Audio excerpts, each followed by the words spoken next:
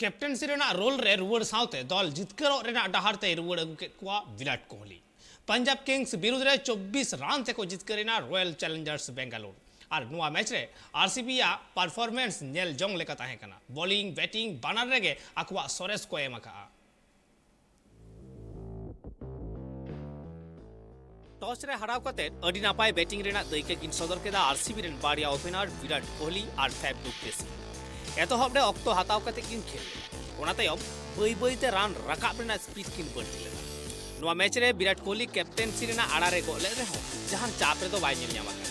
opening duty रे 100 रान Raina partnership Koraon सावसाते Faf और Kohli अकिना half century हो किन पूरा लेना 137 रान रे पुइलु विकेट न्यूरिना आरसीबी मेंदो 47 बॉल रे 59 रान कोराव कते आउट इनाय विराट कोहली पुइलु विकेट न्यूर सावते पर आरहो किछु विकेट को आद लेदा आरसीबी 56 बॉल रे 84 रान कोराव कते फैफ होय आउट लेदा मुचाद हाबी आरसीबी 20 ओवर रे 8 विकेट आद कते 174 रान के को राकाब दाड़िया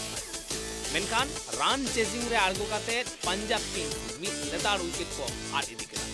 पंजाब रेन प्रभसिमरन सिंह और जितेश शर्मा लड़ाई जुड़ियो पंजाब फैंस को मने रे आस तैयार लेन तहे मेनखान आरसीबी रेन बॉलर को परफॉर्मेंस सामांग रे बांग को टेकाव दाड़ियादा